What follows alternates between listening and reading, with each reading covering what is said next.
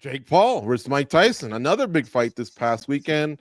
Believe it or not, Friday's fight night had a bigger audience in stadium, in arena, if you want to call it. They said 70,000 and change were in attendance at Cowboy Stadium. They call it AT&T Stadium. Unfortunately, in my opinion, this fight was kind of a dud. But, two big names, polarizing names in pop culture. I actually thought it was worse than what I was expected, but I sat through it. Okay, reactions real quick. Goes, your thoughts on this boxing match?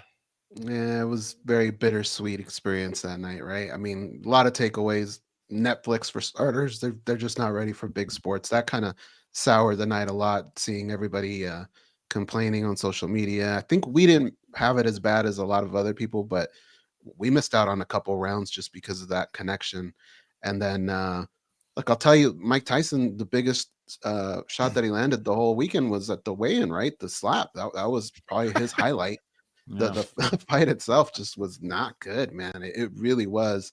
When you look at it, he was 58 years old, and he was lumbering through there. And Jake Paul going to the cards and winning, that's almost not a win for him, really. That's how bad it looked. But the bright spot and everything was the Amanda Serrano fight and Katie Taylor. Yeah. Holy crap. Like that, True. I'll say it. That wasn't boxing. That was a fight. Those two stood in Mhm. front of each other and just wailed on each other. That was great. And even in the undercard, there was some good high level boxing. So it was entertaining and it was worth your time. It's just, the main event, when it doesn't deliver, you just walk out so dejected. And on top of that, all the issues that they had, it was rough, man. Yeah. How about you, Mike? What did you think of that boxing match? Did you get together with the boys in NYC? So it was a bit of a weird experience for us. One of the managers that we know well in the industry had like a family friend who owned a bar in New York, and a bunch of people ended up going there. I was out for dinner before, so I basically got there like right as the main event was going, and the streaming problems were a massive issue for everyone in there. Like it ended up being like pockets of people throughout the room are watching it on their phones because one TV is like round 2 with 2 minutes left. The next TV is round 3 with 30 seconds in. And then you're watching your phone and it's round 4. And it's just like, it was a complete crapshoot in that regard. So I'm standing there in the corner watching it with Dan Ige, friend of the program. And we're just like, by round 5, we're like, ooh, this thing is pretty inevitable where it's going here. And it felt like maybe Jake had stopped throwing that right hand as much as he was early in the fight. Felt like Mike had like one good punch attempt in him in that round 1. And then after that, it got pretty sad. So yeah, in a way, kind of what you expected. I don't know if you believe that Jake, when he says he carried him through this fight, I'm kind of inclined to. It felt like he could have done something different later in that fight if he wanted to. So I don't know. It is what it is, I guess. Probably should have never happened, considering what Mike Tyson said in his statement afterwards, that he almost died over the summer and needed 8 blood transfusions. There's a whole other argument about Texas licensing this thing and whatnot. So it was a bit of a crapshoot there. I'm just glad it's over and we can kind of move on. And Mike Tyson seemingly checked that box of one more fight, got a huge payday, which you could be happy about, given some of the stuff that happened earlier in his career, having money robbed from him and things like that. So I don't know. There's a lot of different contexts you can put this in, but I'm more just glad it's over. And if you believe the paydays that are out there, I heard Serrano and Taylor also got paid. So kudos to those ladies. Danny Segura, your thoughts on this boxing match? So I watched about halfway. I got to round 4 or so, and then I just couldn't take it anymore. I mean, it just looked like Jake Paul was carrying him. Tyson looked awful. I mean, at almost 60 years old, that's exactly what you expected. And it just felt gross watching that so-called professional fight. So I knew exactly the way it was going to go. So I just decided to call it a night, and I dipped out. But yeah, this is the ugly side of combat sports. I don't want to see this ever again. I'm generally not a big hater of Jake Paul, but like these type of things, like, and sadly, this was probably the introduction or one of the few introductions that people have had to combat sports, given the platform size. So yeah, not a big fan of it. Kind of gross. I don't think any of us want Mike Tyson to continue, so I won't even ask that question. How about Jake Paul? Back to MMA, pick a younger dude, obviously, hopefully not.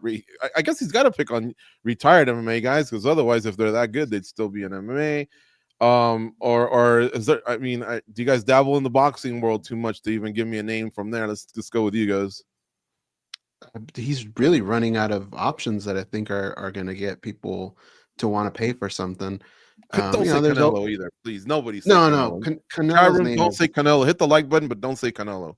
it's absolutely ridiculous. For one, Canelo would never ever do it, but if he did, he would absolutely get tooled up. It's just he's running out of options right now. I mean, maybe try and go back towards a boxer again, but a lot of people don't really care when he does that, right? So, and it was his one loss, so he's probably got to look again to some of these aging MMA guys.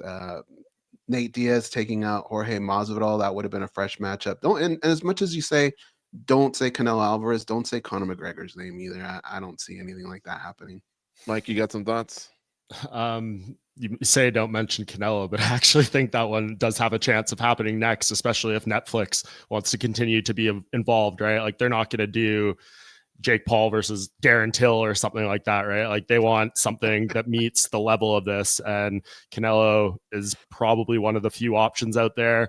That may be the end of the Jake Paul experience, but Jake Paul's been calling for that fight for years now. And I think even if he went out there and got completely destroyed, he would be like, I checked all the boxes I want in boxing, and that might be it for him. So if you're like someone who wants this whole thing to be over, maybe that's the fight you should be rooting for, because you would think Canelo would have his way with him in pretty devastating fashion. And then maybe that's kind of the end of this whole thing. But I don't think that is out of the realm, especially if Netflix wants to continue to be involved in Jake Paul fights. Danny, you got any ideas?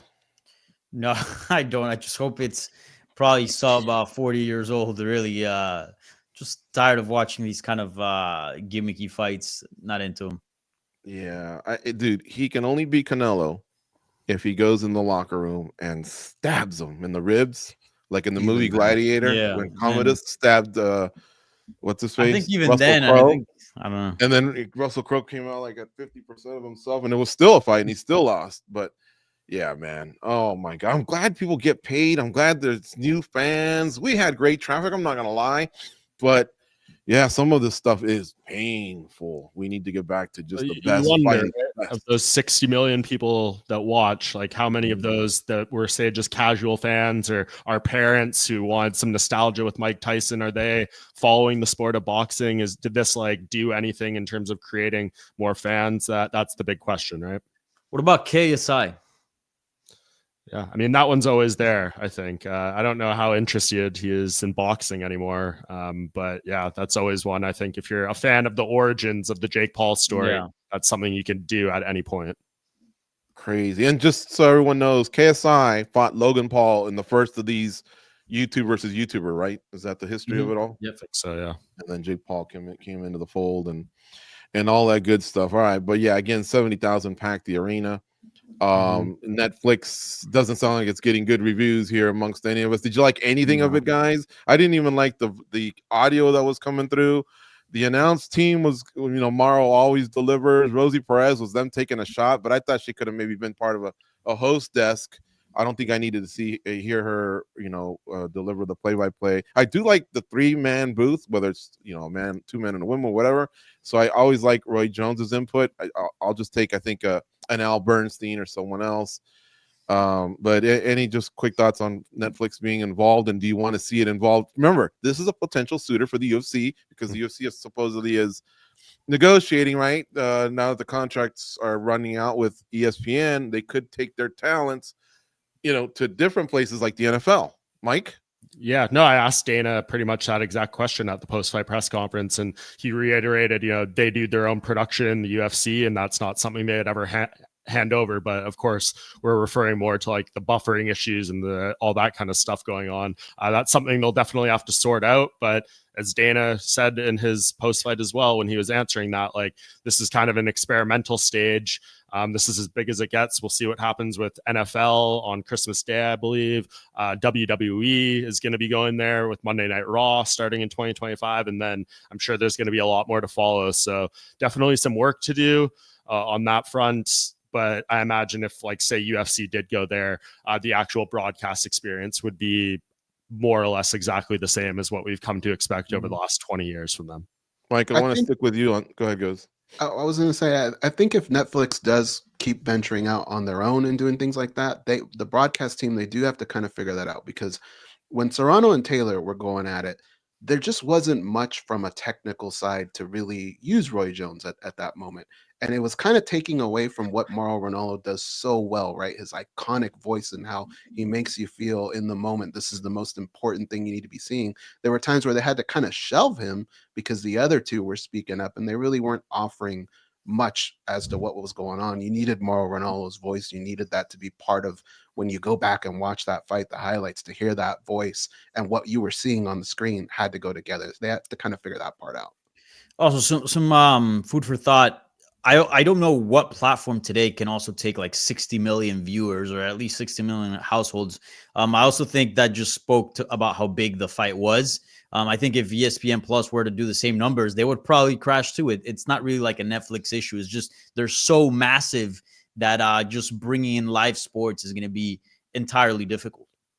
Guys, you would all agree though that even though the fight stunk, it was more palatable because we didn't have to pay $80 or Yes. $100 for it. It was 100%. kind of like you just laugh it off, change the channel, versus being really livid. I mean, throwing your remote at the TV or at the wall because you just threw out some steak dinners, but that helped. But I love the future of Netflix. If they want to do this, they just have to tighten some things up. And if the UFC elects to go there for part of their Fight Night series or Dana White, I don't know. I think they'll do well. I'm glad the UFC will handle it.